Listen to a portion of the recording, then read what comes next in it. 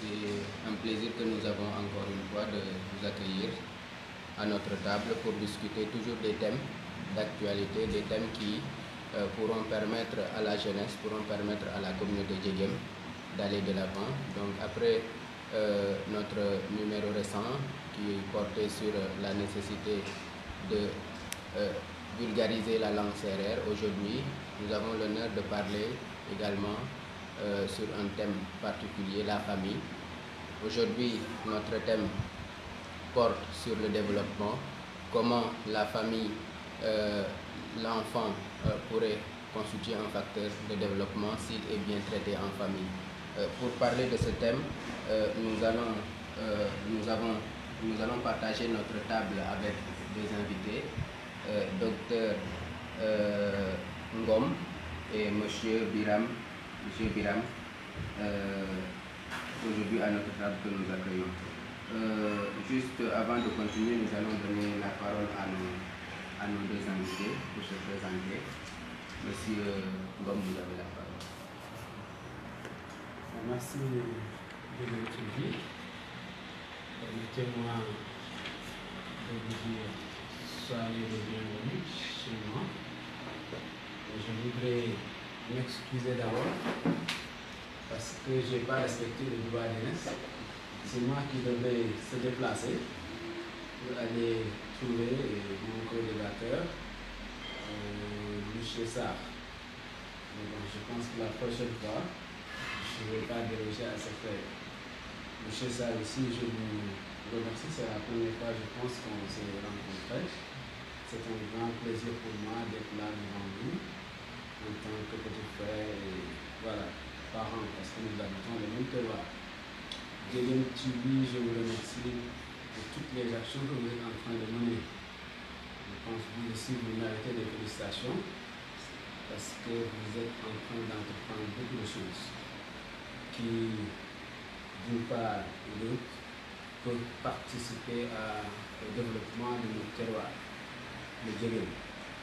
Je ne voudrais pas m'arrêter sans remercier également le docteur Ibrahima qui vous a mis en rapport avec moi, quelqu'un que tout le monde connaît de par son engagement et son abnégation envers la société sérère. Il est dans tous les combats, en tout cas à chaque fois que les gens ont besoin de lui, il répond présent. Donc c'est un grand remerciement que je voulais lui accorder et je vous remercie. Moi, c'est, comme vous l'avez dit, c'est Dr Daoudangom. Je suis linguiste, je suis tenu ma thèse en linguistique. Je dispense des cours à l'Université sociale anglaise. Je suis en même temps professeur d'anglais de formation. Donc voilà, j'ai un parcours anglophone et francophone. Voilà, les deux aspects, donc c'est ça. J'enseigne l'anglais et en même temps la linguistique. Voilà, je pense que c'est en quelque sorte ce que je pourrais dire en attendant qu'on entre dans les détails. Merci pour une liste de présentation. Monsieur, vous avez la parole. Merci. Samuel. À la suite du docteur Ngom, je salue les téléspectateurs, tous qui vous suivent sur les réseaux sociaux, YouTube, comme Facebook, et sur tous les autres médias par lesquels ce contenu va être diffusé. Je me présente d'abord, je m'appelle Biram Sarr. Je suis psychologue conseiller de formation, mais ma formation initiale c'est éducateur spécialisé. Donc je sers au ministère de la Justice comme éducateur spécialisé, chargé de la protection de l'enfant, la vulgarisation des droits de l'enfant et tout ce qui est travail qui peut être en rapport avec la prise en charge de l'enfant, en milieu familial comme en milieu institutionnel. C'est un peu ça notre profession. Et par la suite, maintenant, que j'ai fait une formation en psychologie, un peu pour avoir des outils supplémentaires et un peu de matière d'éclairage par rapport à ma profession initiale, que je n'ai pas abandonné, j'exerce toujours comme éducateur spécialisé. Cela dit, puisque vous diffusez sur un média Djegem TV. Je devrais me présenter aussi comme Djegansa. Je pense que je suis plus connu sous ce nom-là dans le terroir. C'est un nom de mes grands-parents. Je pense que je suis plus connu sous ce nom-là. Certainement, certains de vos auditeurs me reconnaîtront par ce nom-là. Je devrais aussi remercier d'abord le docteur Ngom qui nous reçoit aujourd'hui. Pour nous mettre à l'aise, nous sommes à Dakar. Je pense qu'il était plus facile pour moi de venir à Dakar que lui de me retrouver à Kaffrine puisque je sers à Kaffrine. Donc j'ai profité du week-end pour faire quelques démarches et pouvoir participer à ce plateau avec lui. Donc nous sommes très contents de l'accueil. C'est une valeur solaire, cette largesse-là. Et je salue vraiment le climat chaleureux avec lequel nous avons été reçus aujourd'hui ici, dans son domicile de Poutine. Je dois saluer également cette initiative de Djegem TV, de vulgarisation de la culture d'abord, mais également de sensibilisation par rapport à des thématiques qui intéressent le milieu sérieux. Le Djegem en avait besoin. C'est vrai qu'il y a des radios communautaires qui ont été ouvertes, mais nous sommes à l'ère du numérique. Certaines radios n'ont pas encore fait cette mutation pour accéder à une certaine cible. Donc, avoir un contenu pareil, je pense que c'était une bonne idée que vous avez eue, qu'il faut saluer. Et nous prions pour que le média aille vers une télé, pourquoi pas, numérique, vers une radio. Et je pense que tout est possible avec de la volonté, Inch'Allah. Donc, je pense que je vais m'en arrêter là en attendant la suite. Merci beaucoup, chers téléspectateurs. Donc, nous vous rappelons que nous sommes en direct sur Djegem TV et que vous pouvez nous faire parvenir vos questionnaires via notre page Facebook. Nous serons heureux de répondre à vos différentes questions. Aujourd'hui, notre thème, c'est la famille dans le rôle. Quel rôle de la famille dans le développement? Aujourd'hui, nos invités vont débattre sur ce thème. J'ai envie de commencer par vous, monsieur le psychologue. Comme vous êtes dans votre présentation, vous l'avez dit, vous êtes beaucoup plus spécialisé dans le domaine de l'enfant.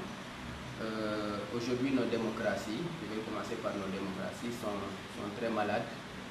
Donc, et cette maladie, je peux dire qu'elle est liée un peu à la base, à la famille. Parce que si la famille, l'enfant, dans son environnement ne reçoit pas une éducation qui va avec les principes démocratiques, eh bien, cet enfant ne peut pas être acteur de développement. Donc, tout à l'heure, peut-être que nous en viendrons à la version française, il y a également dans cette éducation-là tout un ensemble de valeurs qui accompagnent cette éducation-là, des valeurs cardinales que l'enfant est appelé également à maîtriser. Aujourd'hui, la famille, avec l'outil technologique, vous l'avez dit, nous sommes beaucoup plus en phase avec des familles atomiques, où c'est où papa est au bureau, où maman elle est affairée à d'autres choses, et que véritablement l'enfant est laissé à lui-même. Donc, quels sont, selon vous, quel est le regard que vous avez par rapport à cet état de fait? Pour vous, je fais ce constat-là. D'abord, préciser que, tel que vous présentez le thème, nous nous inscrivions dans une perspective de développement endogène. La famille ne subit pas le développement comme un impact du développement global, mais que le développement part de la base vers le sommet. Donc, c'est les entités primaires, comme la famille comme cellule sociale primaire et comme entité économique de base. Le développement part de là pour, de façon globale, toucher toute la communauté. Vu comme ça, la configuration de la famille, la possibilité de la famille de répondre aux préoccupations de ses membres impacte le développement global. C'est ainsi qu'on peut envisager le développement global. On va revenir plus en détail sur les incidences, le rôle de la famille, ainsi de suite, je pense, par rapport à la suite du débat.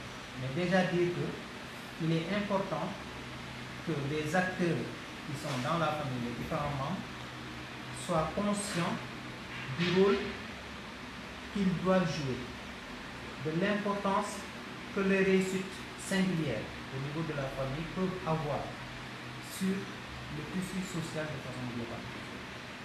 Si les individus n'arrivent pas à arriver au niveau de maturité qui leur permet d'agir en toute efficacité dans la société elle-même va s'en ressentir. Donc la famille ne se fait pas que subir, mais elle participe de façon active à ce que la société est. Merci beaucoup. Monsieur docteur Ngom, vous qui êtes beaucoup plus spécialiste en linguistique, dans l'éducation que nous avons reçue par exemple, en tout cas dans la langue que je maîtrise la plus, par exemple notre langue, nous en viendrons à la version serrée tout à l'heure, mais par exemple dans cette éducation de l'enfant, la base, par exemple dans son environnement immédiat où il est éduqué, on voit souvent les parents avec la langue qui est utilisée, avec le vocabulaire qui est utilisé, parce que tout ça également impacte sur son éducation. Souvent l'enfant, lui, il y a certains parents qui mettent cet enfant dans un état de minorité. L'enfant, même arrivé à l'âge de 18 ans, à cet âge de la majorité, il est incapable de se départir du soutien parental. Donc il y a tout un ensemble d'une certaine verbalisation qui le maintient toujours en état de minorité. Par exemple, l'enfant qui commet une faute, tout de suite, vous le réprimandez de manière violente. Donc tout ça, ça impacte psychologiquement. Quel est le regard que vous mettez à ça? Ok, merci M. Ndiaye. D'abord sur le thème, la famille, rôle de contribution dans le processus du développement. Pour moi, c'est quoi d'abord la famille? Parce que la définition la plus simple, les gens ont une famille comme un ensemble de personnes unies par un lien de parenté ou d'alliance. Mais dans la famille, par rapport à l'enfant, la verbalisation dont vous avez parlé tout à l'heure, c'est-à-dire la famille, telle que je l'ai définie, c'est la cellule de base de la société. L'organisation de la société part de la base. M. Bilan l'a dit tout à l'heure, c'est-à-dire qu'on ne peut pas développer un pays en commençant par le sommet. Tout doit commencer par la cellule de base qui est la famille. C'est-à-dire que c'est au niveau de la famille qu'une éducation participative doit être mise en pratique. On doit inculquer l'enfant une éducation participative. Alors, chez nous par exemple, dans nos familles, le principal problème que nous avons, peut-être qu'on va revenir sur ça, c'est que vous l'avez dit tout à l'heure, nous avons ce qu'on appelle maintenant des familles nucléaires. Des familles, bon, pour convoquer le jargon de Lévi-Strauss, qui dit que c'est des familles conjugales. C'est-à-dire, d'autres se moquent même pour dire que c'est des familles PME, père, mère, enfant. Donc alors, l'enfant qui est au centre de la famille, à qui on doit donner une bonne éducation.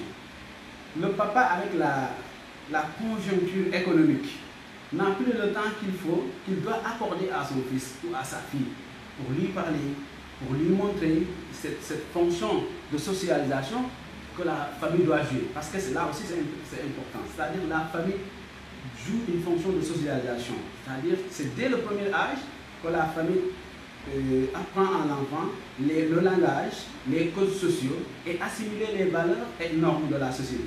Qui font que maintenant cet enfant-là pourra sortir de la famille pour aller nouer des relations interpersonnelles dans la communauté. Et à partir de maintenant, de la communauté maintenant, il fera face aux affaires de l'État. Mais dès le bas âge, quand nous ratons cette étape, ça devient problématique. Et c'est ce que nous vivons actuellement. C'est-à-dire, on n'a plus le temps de s'occuper de l'enfant parce que la femme qui était supposée rester à la maison s'est émancipée et s'est sortie de la maison pour aller au bureau. Maintenant, la maison est devenue une sorte de dortoir. C'est-à-dire, le papa passe tout simplement pour une question de minutes la nuit, discuter avec les enfants. Des fois même, il n'arrive même pas à discuter. Il est fatigué, maman est fatiguée, tout le monde revient, après tout le monde prend son bain, et voilà.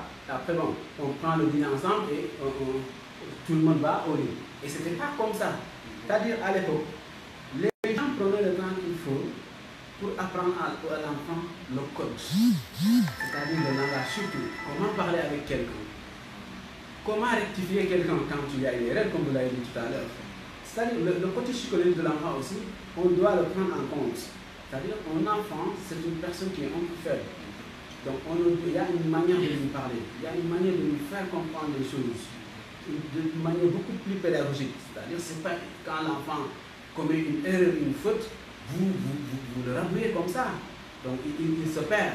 Mais il faut lui parler très calmement, en tant que père responsable, il lui dit voilà, prochainement il faut faire de cette manière.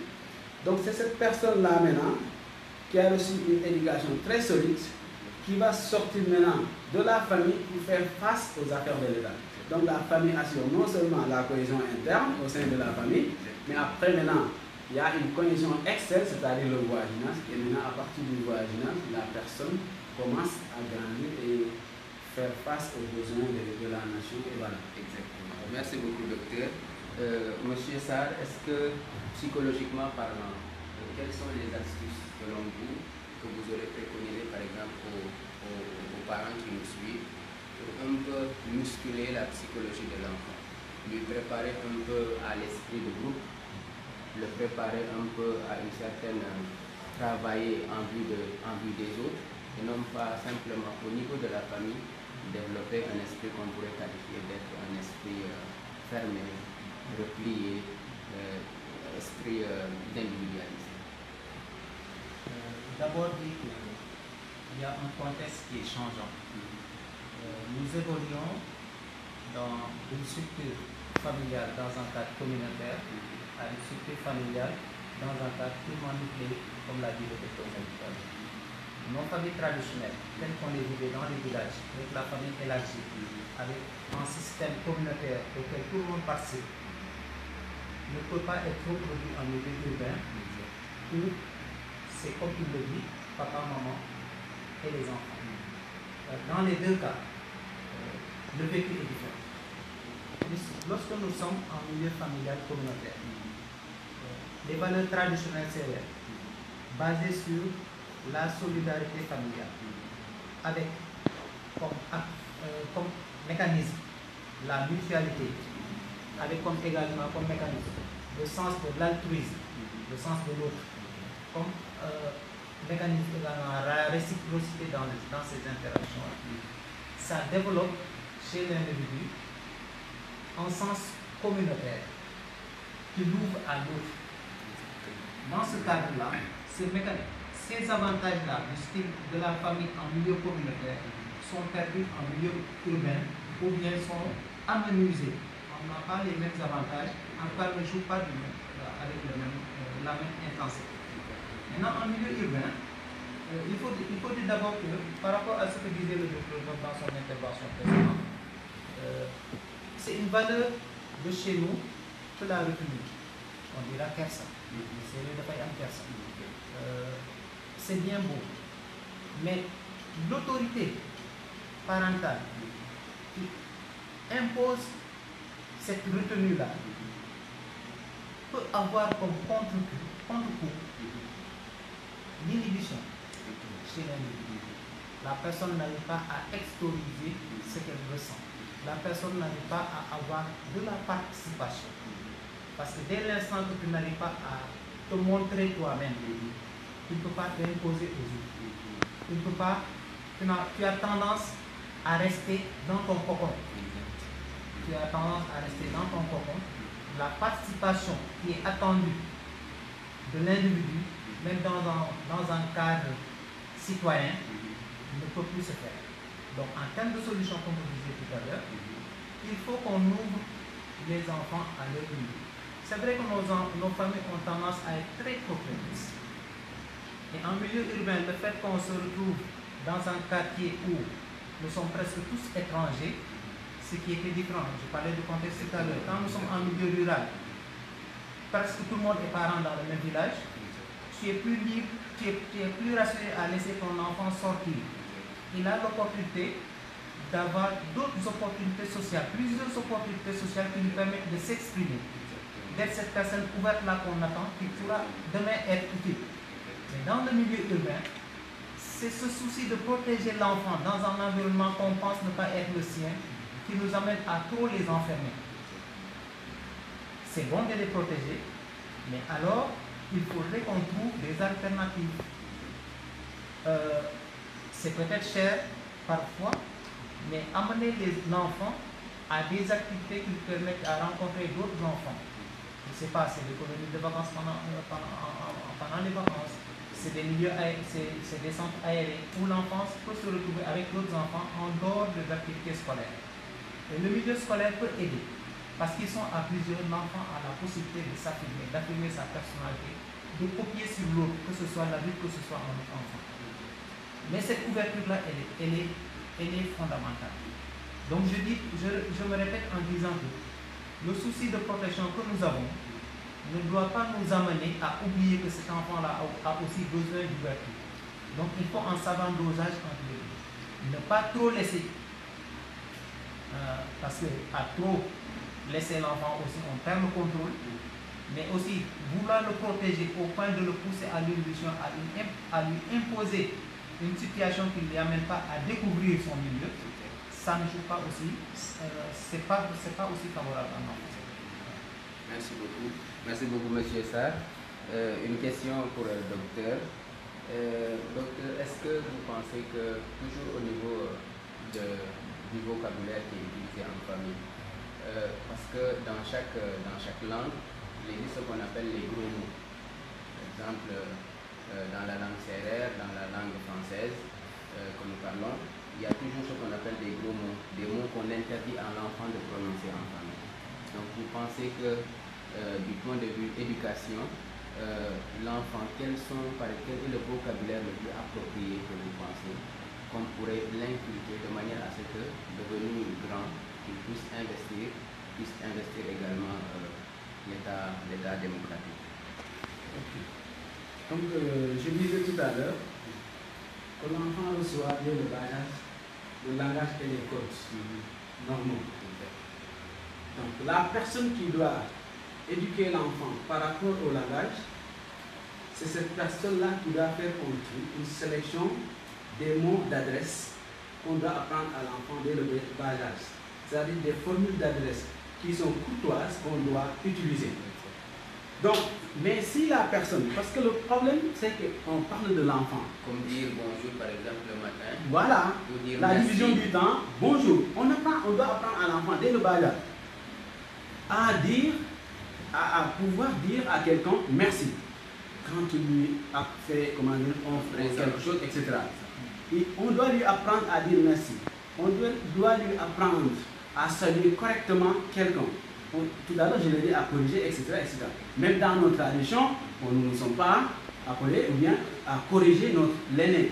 C'est-à-dire, là-bas, ce qu'on fait d'abord, on cultive chez l'enfant une sorte d'acceptation de la hiérarchie, de la supérieure. C'est-à-dire, parce que chez nous, on nous fait comprendre que tous ceux qui sont plus âgés que toi sont tes aînés ou bien tes parents même.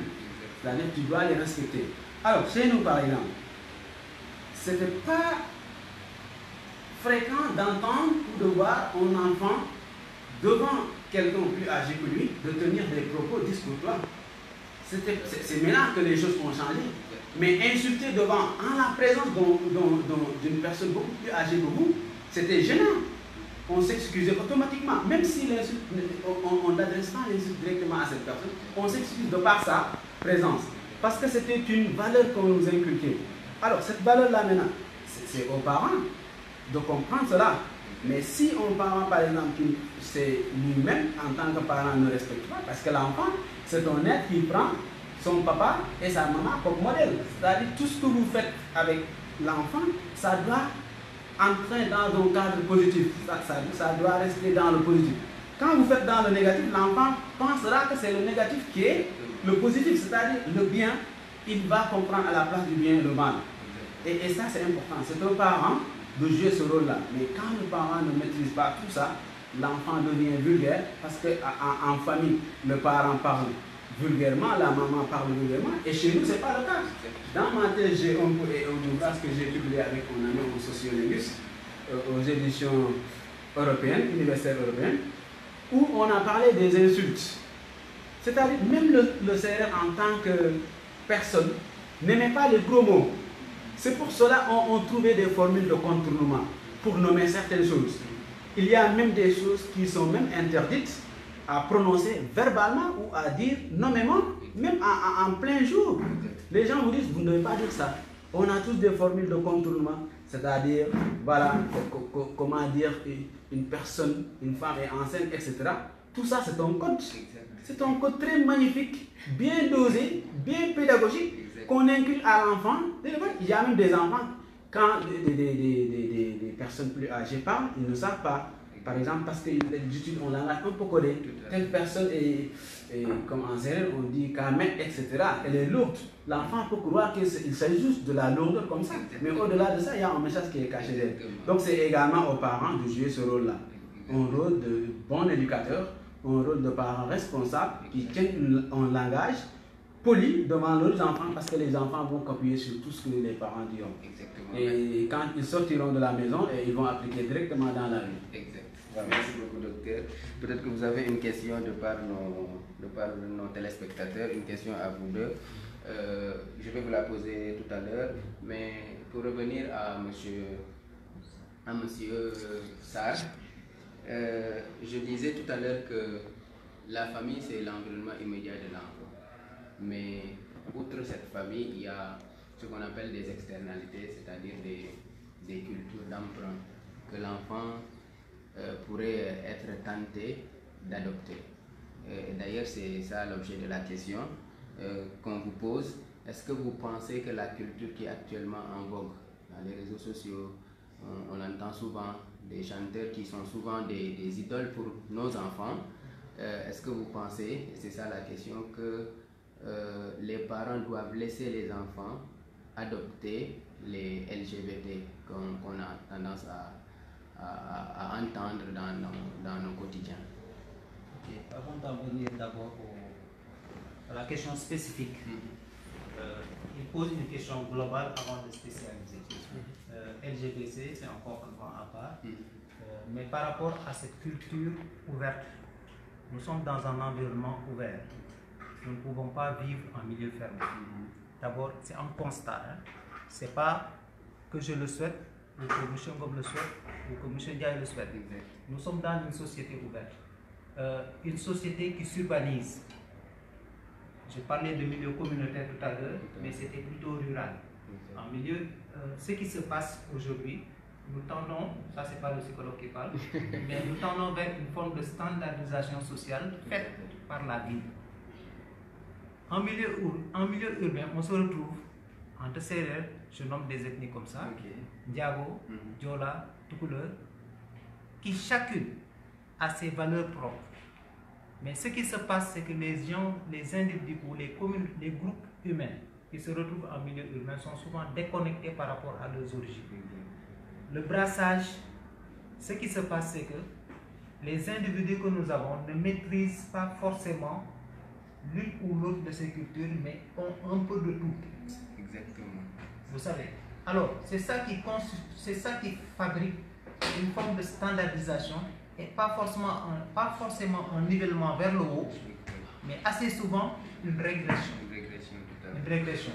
Et ce que le docteur Ngom disait tout à l'heure par rapport à certains codes linguistiques, il était très rare, enfin ça dépendrait quand même, parce que des jeunes qui se retrouvent un peu peuvent se permettre certaines familiarités. Mais dès qu'il y a un adulte, dès qu'il y a un étranger, on retourne à ce qui est considéré comme idéal, à un code linguistique qui est considéré comme normal. Maintenant, ce qui se passe par rapport à la langue ou par rapport au comportement culturel, c'est ça qui se généralise. La société s'ouvre par les brassages, mais également par l'accès à d'autres sources d'influence, comme les réseaux sociaux, comme vous l'avez dit, comme la radio et d'autres modèles. Avant qu'on ait Facebook ou autre, c'était les journaux qu'on avait, c'était la télévision, ainsi de suite. Donc les premières générations, certainement, les Il y a des types de comportements qu'on ne voyait pas chez nous, c'est peut-être à la télé que les gens les ont découverts. Il est difficile maintenant d'interdire. Ce qu'on peut faire, c'est préparer la personne à une bonne réaction lorsqu'il se retrouvera confronté à tel ou tel comportement. Il s'agit d'abord d'asseoir des valeurs chez l'individu qui, si elles sont intériorisées, seront son propre gendarme. On ne peut pas mettre un parent derrière chaque enfant qui est dehors, comme on ne peut pas mettre un gendarme derrière chaque citoyen. Le vrai gendarme de l'individu, c'est les valeurs auxquelles il croit qu'ils seront son propre gendarme.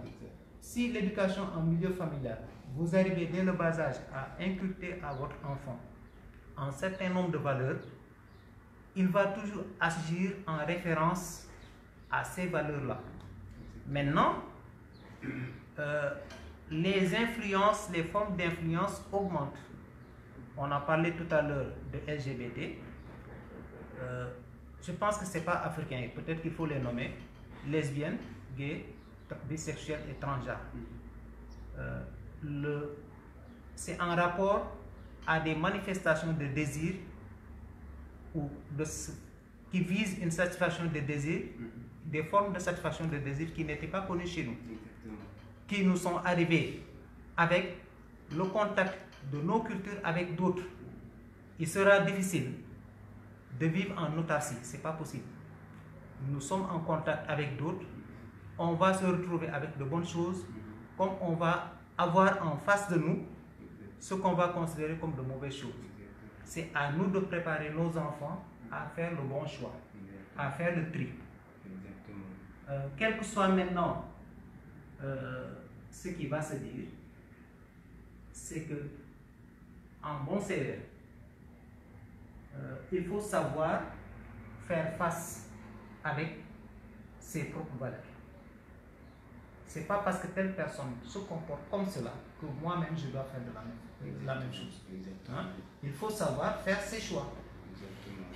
Sur le marché, quand nos dames vont au marché, mais celles dont les maris n'aiment pas le piment ne vont pas acheter du piment. Donc, on est dans un marché ouvert, il faut savoir faire le tri en fonction des valeurs auxquelles on croit. La religion y aide, toutes les religions nous y aident. Pour l'essentiel, elles sont contre certaines valeurs qui sont considérées comme hors normes. Chaque société avec ses normes. On ne peut pas généraliser. Mais par rapport à notre vécu actuel au Sénégal, certains comportements, comme celui que vous avez cité tout à l'heure, sont encore considérés comme hors normes. Il faut préparer nos enfants à apporter la bonne réponse lorsqu'ils sont confrontés à ça. Je pense que c'est la réponse qu'on peut apporter à ces critères-là. Exactement. Merci beaucoup, César. Monsieur Dr Ngom, quel est le regard que vous répondez à notre téléspectateur? Bon, je vais rebondir sur ce que disait tout à l'heure M. César. C'est-à-dire, nous avons maintenant deux types de valeurs. En tout cas, deux types de valeurs qui sont appris dans des milieux différents. L'enfant à la maison pour avoir de très bonnes valeurs. Le papa et la maman, la famille pour construire l'enfant, lui inculquer toutes les valeurs qu'il faut. Et maintenant, quand cet enfant-là sort de la maison et dans la rue, c'est en ce moment que se pose le problème. Parce qu'actuellement, telle que la situation se présente dans notre société, de manière générale, le Sénégal, je veux dire, il y a une déconstruction faite par la rue. C'est-à-dire toutes les valeurs que nous apprenons aux enfants, au sein de nos familles même, quand l'enfant sort de la maison, parce que les gens le déconstruisent, il adopte les comportements qu'il voit de manière récurrente dans la rue. Et cet enfant-là, donc les parents ont fait peut-être le nécessaire, mais c'est la rue qui pose problème. Et c'est ça qui est maintenant la problématique que nous vivons. C'est-à-dire, comment maintenant faire face à la réalité de la rue? Parce que ça déconstruit nos enfants, et comme M. Sarr l'a dit tout à l'heure, le parent ne peut pas se mettre derrière ses 5 enfants. Non, non, non, il est là, ce qu'il peut faire, c'est la conscience de l'enfant qui peut être son gendarme. C'est-à-dire, quand il se trouve face à une telle situation, je ne dois pas agir de cette manière. Parce que là, ça ne va pas m'honorer, ou bien ça, c'est pas ce que je dois faire. Parce qu'il y a deux choses, ce qu'on a honte de faire et ce qu'on est indigne de faire. Ce qu'on a honte de faire, c'est quand les gens nous regardent. On dit, oui, on ne doit pas faire ça. Ce qu'on est indigne de faire, c'est notre conscience personnelle qui nous l'interdit. C'est-à-dire qu'on ne peut pas la faire. On ne peut pas le faire. Que ça soit en la présence d'un public ou pas, notre conscience nous l'interdit. Et c'était ça maintenant la valeur fondamentale de l'éducation. C'est-à-dire chez nous, par exemple, en pays sérieux, on forme l'individu à avoir ou bien à être indigne de faire telle chose, même s'il est tout seul. Et c'est ça qui est maintenant devenu là. Le problème maintenant, moi je vois que c'est la rue aussi. Maintenant, les gens sont obligés de partir travailler, laisser les enfants aller à l'école, adopter d'autres comportements, parce que c'est un brassage culturel, c'est tout à fait naturel. Le monde évolue. On ne peut pas, nous ne pouvons pas nous recroqueviller en étant serrés et vivre comme nos grands-pères vivaient. Donc il faut qu'on essaye de s'adapter à la marche actuelle des choses. Maintenant, cette adaptation va-t-elle nécessiter alors une élimination directe de ce que nous avions appris dans nos familles, ou bien comment faire maintenant, comment allier les deux, c'est-à-dire pouvoir s'accrocher à nos bonnes valeurs et sortir, les préserver et agir en fonction de nos valeurs-là. Mais comme vous l'avez dit, les concepts qui sont nouveaux là, c'est extraordinaire. Les gens sont là, les gens commis, c'est-à-dire ce qui était, moi j'ai l'impression que j'ai actuellement. Il y a des choses qui étaient considérées comme des antivaleurs qu'on a érigées en valeurs. C'est-à-dire, il y a également, non, c'est énorme. Et c'est ça qui fait que le mal est profond dans nos sociétés. L'éducation est presque ratée à la base. Même si elle n'est pas ratée, la plupart, la masse fait ça. Donc, même les enfants qui ont reçu une bonne éducation, il faut une vigilance extrême. Des fois, les parents même ne peuvent pas être aussi vigilants. Ce qu'ils peuvent, c'est juste assurer à l'interne, c'est-à-dire la famille. Mais maintenant, quand l'enfant sort, c'est tout un autre environnement. Et il y a d'autres comportements qu'il voit. Il pense que voilà, c'est ça qui est normal. Et il peut être, amené à agir par rapport à comment la masse agit. Et ça aussi, c'est problématique. Exactement. Merci beaucoup, docteur. Peut-être qu'on aura d'autres questions. D'ici, on va entamer la version CRR. Peut-être vous poser une dernière question pour clore ce chapitre-là. Tout à l'heure, docteur, vous disiez dans votre intervention que est-ce qu'on doit continuer toujours à vivre ce mode de vie? La question que je vous pose, c'est que très souvent, dans notre éducation, dans la manière par laquelle, par exemple, on éduque nos enfants, est-ce qu'on les éduque? Parce qu'il y a des deux. Souvent, on éduque nos enfants à être nous-mêmes. Je ne sais pas si c'est l'idéal. Des fois, on éduque nos enfants à être eux-mêmes. Mais pour moi, c'est la meilleure. Parce que très souvent, il y a des parents qui continuent toujours de vivre à travers leurs propres enfants. Ce qu'ils n'ont pas pu réaliser, eh bien, ils le portent à leurs enfants. Et très souvent, l'enfant, il n'est pas préparé à ça. Donc, qu'est-ce que ça veut dire? Est-ce que l'éducation, c'est toujours de continuer à dire à l'enfant ce qu'il doit faire, ou arrive un âge où véritablement on doit laisser à l'enfant, à cet enfant qu'on a éduqué à la base, d'utiliser, c'est-à-dire d'investir l'éducation de base qu'il a reçue pour forger sa personnalité propre. Peut-être que le psychologue comprend ce que je veux dire, mais forger sa propre personnalité. Donc forger une personnalité qui lui est propre, c'est devenir lui-même, vivre ses propres ambitions et non pas ce que très souvent le doigt de l'éducation du parent lui dicte de faire. Quelle est l'analyse que vous faites de ça? C'est la dernière question que j'aimerais vous poser. Est-ce que l'éducation a une limite pour le parent? Et là, je voulais beaucoup plus insister sur le fait que est-ce que l'éducation n'est pas simplement un accompagnement? Et il arrive un moment où le parent doit rebrousser chemin et laisser à l'enfant investir l'éducation qu'il a reçue. Monsieur Sarr, vous avez la parole. D'abord dire que dans une perspective de vie familiale, jusqu'à ce qu'on ne soit plus ensemble. Donc, dans cette dynamique communautaire-là, tant que vous êtes avec vos grands-parents, que ce soit vos aînés, de façon globale, tant que vous êtes avec vos aînés, ils vont toujours penser pouvoir vous accompagner. Donc l'accompagnement dont vous parlez là, ils considèrent cela comme un devoir tant qu'ils sont là. Quel que soit votre âge, même si vous avez des cheveux blancs, devant votre père, vous resterez toujours son enfant. Et il va toujours penser devoir vous accompagner. Maintenant, il faudrait que qu'on puisse comprendre que ce que les psychologues disent le neglect, c'est-à-dire le faire comprendre qu'il faut à un certain moment, qu'il faut vider le nid. Nous avons, quand la poule a pondu, et là c'est petit, ou bien quand c'est l'oiseau, les petits sont dans le nid, à un certain moment il faut pouvoir les faire sortir, faire vivre leurs propres expériences. Ce que je veux dire par là, c'est qu'on ne peut pas vivre par procuration. On ne peut pas vivre la vie de l'autre. Chacun a sa trajectoire singulière. L'éducation, en réalité, ne sert qu'à donner des armes à la personne pour qu'elle puisse mener sa propre trajectoire. Alors, ça m'amène à parler un peu d'orientation. Quand vous dites que certains parents, dans certains domaines, veulent que les enfants fassent comme eux, nos choix personnels, c'est toujours des choix personnels. L'enfant ne peut pas vivre la même chose que son père. D'abord, les contextes sont différents. Il peut avoir d'autres motivations, d'autres intérêts. Ce qui fait que, à un certain moment, on fournit des armes à la personne, mais on la laisse les utiliser selon la façon dont elle l'entend, selon ses motivations, selon ses désirs.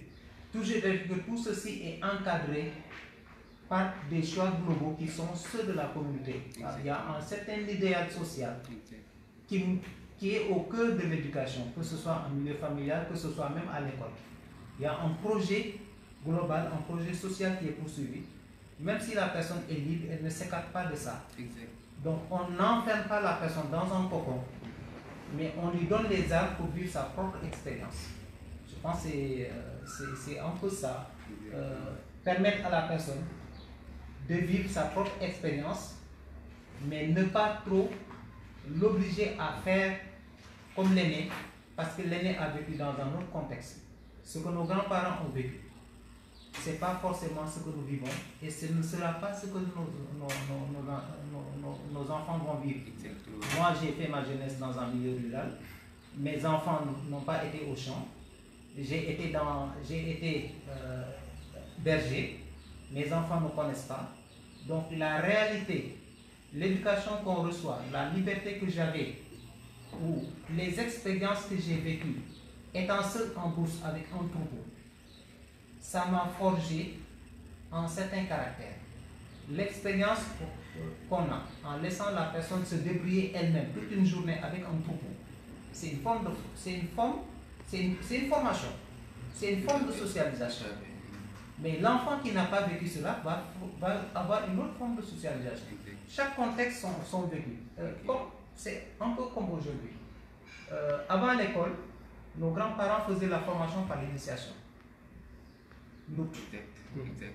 L'initiation n'est plus très largement pratiquée, sauf dans certains points. Mais n'empêche, le substitut actuellement, par rapport à notre société, l'autre modèle de formation, l'autre modèle de socialisation qui a été adopté, c'est l'école. Maintenant, c'est à l'école d'épouser un projet éducatif global qui sera un projet national qui permette d'assurer cette formation que les doutes de façon singulière assurée dans les communautés. Voilà. Mais pour me répéter, il s'agit de l'éducation, on prépare la personne à vivre sa propre vie, mais pas la vie de ses grands-parents. Donc on apprend à l'enfant à vivre sa propre expérience et pas à vivre l'expérience du parent. Monsieur Ngom, peut-être qu'on va boucler cette séance avec vous. Par exemple, madame est spécialiste, par exemple, elle a suivi des études de médecine, etc. Donc elle veut être influente pour que sa fille, votre fille, puisse vivre également la même expérience. Quel est le conseil que vous lui donnez? Tout en sachant que, par exemple, la fille peut avoir certaines réticences. certaines résistances. Donc c'est toujours en rapport avec la question que je viens de poser à M. Sarr. Okay. Je vais revenir à ce que disait M. Sarr et ce que vous avez dit. L'éducation, c'est qu'on accompagne. À un certain moment, on laisse l'enfant chercher à devenir ce qu'il veut, vivre ses propres expériences. Exactement. Mais le vécu de ces expériences-là doit faire référence aux valeurs qu'on lui a inculquées. C'est-à-dire le parent, son rôle, c'est d'inculquer de très bonnes valeurs à l'enfant. Des valeurs qui peuvent constituer, par exemple, qui peuvent participer à sa surveillance en l'absence du père. Mais quant aux réalités, parce que le papa et l'enfant n'ont pas peut-être le même modèle de vie. Les choses sont changeantes. Les choses changent. C'est-à-dire, les réalités auxquelles je faisais face peuvent être différentes de celles auxquelles ma fille fera face, par exemple. Donc, ce que je dois faire, c'est-à-dire, je dois lui apprendre les bonnes manières. Parce qu'il y a des valeurs qui sont transversales. Que ça soit l'époque de Mathusalem ou jusqu'à présent, c'est des valeurs qui resteront. Et tant qu'on les appliquera, on va rester dans le bon chemin. C'est-à-dire le parent doit apprendre à l'enfant d'abord ce qui est l'éthique, la déontologie. C'est-à-dire quand il se séparera de son parent, il va essayer de garder ça en tête et pouvoir s'accommoder et pouvoir s'adapter correctement et faire son job comme il le faut.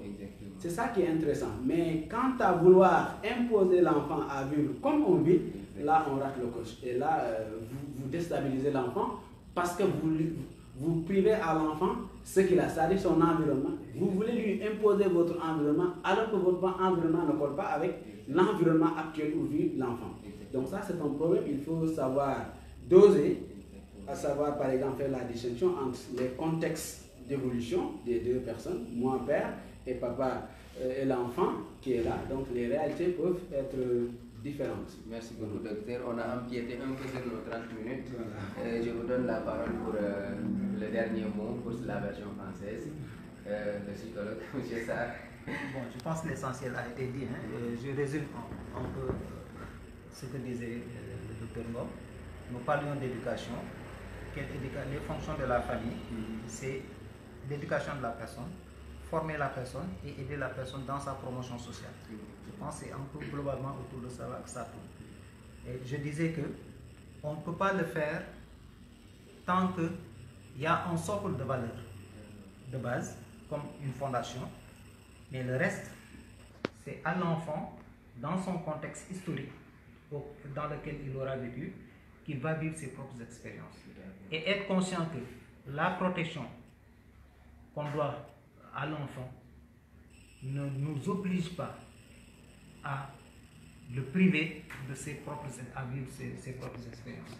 Donc, globalement, je pense que c'est ce qu'il fallait dire. Comprendre que l'éducation, on prépare la personne à vivre sa propre vie, mais on ne prépare pas l'enfant à vivre notre vie ou celle de nos ancêtres. Merci beaucoup, M. Sarr. Peut-être que M. Ngom, après ce tour de table, les enfants ne diront plus de gros mots. Quel est le dernier mot que vous dites à nos enfants? Bon, moi, je vais, avant de dire un mot aux enfants, dire un mot au papa et aux mamans. Parce que aussi le travail, c'est à ce niveau-là. C'est-à-dire que nous qui sommes les papas aussi, nous devons savoir le rôle que nous avons joué par rapport à l'évolution de notre enfant. Et c'est ça qui pose problème actuellement. Je me demande même, est-ce qu'il y a des parents qui savent exactement la valeur de l'enfant, ce que ça veut dire. Parce que avoir un enfant, il est vrai que le rôle principal d'une famille, c'est la reproduction. Mais après cette reproduction, il y a tout un processus, un accompagnement de la progéniture. Donc on ne doit pas donner naissance à des gens comme ça et les laisser comme ça, comme des vaches. Même les vaches, il y a tous un berger qui essaie de les canaliser. Donc c'est au papa de savoir les bonnes manières. C'est au papa de savoir le rôle les rôles qu'ils doivent assurer. La famille, c'est avant tout un cadre d'évolution et de développement de l'enfant. Donc l'enfant, avant d'aller à l'extérieur, copie ce qu'il voit au sein de sa famille. Donc nous devons être une sorte de modèle de référence à nos enfants. Vous l'avez dit tout à l'heure, c'est-à-dire je peux être moi-même et essayer de façonner par exemple la conscience de mon enfant en lui montrant que je suis en train de suivre le bon chemin. Je suis docteur, tu vois, mais est-ce que demain, qu'est-ce que tu voudras être? Tu vois? Vous dites, ah, mais c'est quoi, docteur? Vous commencez à lui expliquer. Il commence à se faire une idée des bonnes choses qu'elle peut avoir, par exemple, dans l'avenir. Mais vouloir complètement forcer l'enfant à être ce que vous êtes, ce n'est pas la bonne manière. Et je pense que ce n'est même pas une pédagogie qu'un bon père doit adopter. Exactement. Voilà. Merci beaucoup en tout cas à vous. Merci beaucoup. Ainsi, nous bouclons nos 30 premières minutes. Tout à l'heure, dans 5 minutes, nous allons reprendre avec la version CRR. Nous rappelons que notre thème, c'est comment la famille peut être un tremplin pour que nos jeunes, pour que nos enfants puissent investir l'État démocratique. Tout de suite, dans 5 minutes pour notre version française.